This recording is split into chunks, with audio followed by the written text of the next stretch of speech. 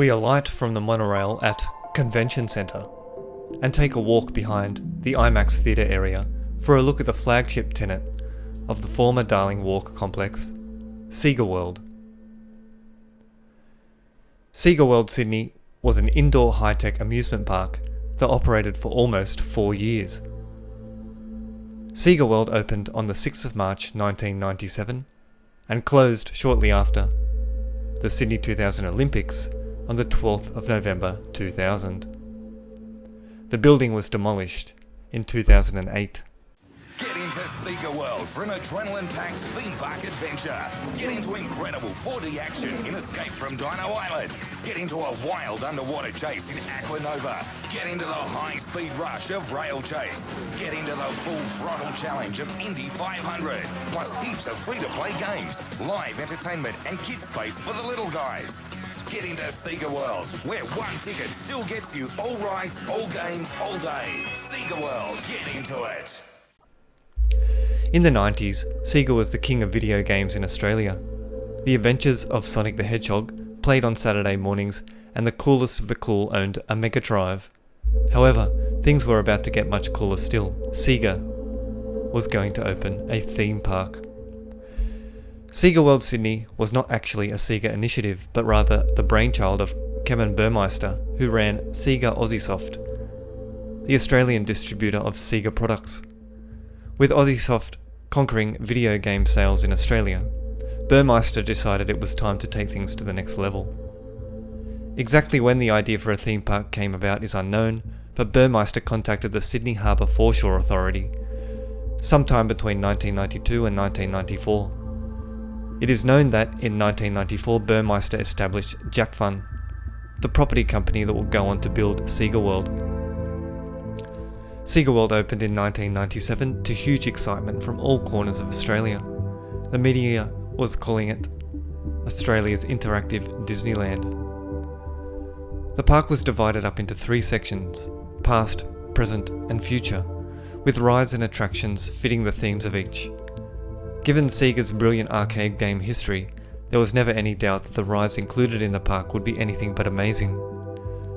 There was Ghost Hunter, a sort of ghost house cum roller coaster, during the ride of which you would have to blast ghosts with the laser cannon affixed to your car.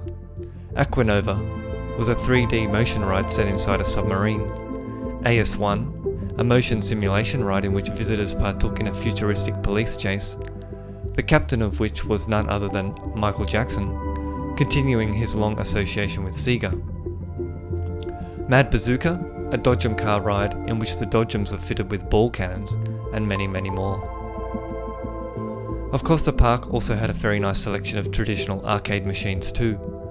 All the latest games of the time were represented, and not just SEGA's games, but those from other companies as well. In total, approximately 100 arcade cabinets were housed at SEGA World. Being 1997, this was the time of the SEGA Saturn, which you could purchase at the park. There were also dozens set up inside the park to play. Speaking of the merch store, it housed a huge amount of SEGA and particularly Sonic paraphernalia to buy. However, like many of SEGA's big endeavours, the end of SEGA World chapter is a sad one. It was expected at the time that 800,000 people a year would visit SEGA World Sydney. These numbers were never quite met, and as time went on, the venture began to lose money. Back in Japan, however, SEGA did not agree and sold its stake in the park in 1999. Not long after the Sydney Olympic Games, several of the park's rides, including Mad Bazooka and the virtual reality attractions, were sold off to make room for new attractions. The park announced it would be closed during off-peak hours 2 days a week to facilitate the construction of these new attractions, one of which would be an ice rink. During this time, all arcade cabinets were made free to play, whereas previously you had to pay in addition to your park entry fee. These arrangements were to last until early 2001, when the new attractions would be opened. In November of 2000, SEGA World stopped operating. It was assumed at the time that this was to make way for the construction of the new attractions, and the park would reopen once they were complete.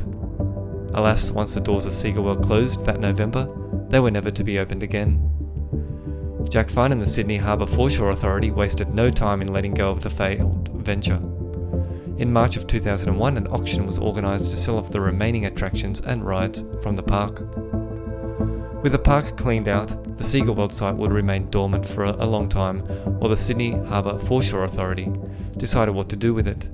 Jack Fun had plans to turn the site into an entertainment district, but did little to nothing to see this come to pass. Frustrated at this lack of action, the Sydney Harbour Foreshore Authority paid Jack Fun $10 million in March of 2003 to terminate their 99-year lease of the site. I hope you enjoyed this presentation on SEGA World Sydney. Welcome to the Restore Australia project. The 1980s to 2000s was a unique golden period for Australian TV, shops and towns. We're here to help you relive and cherish those core memories. Restore Australia, bringing you your memories.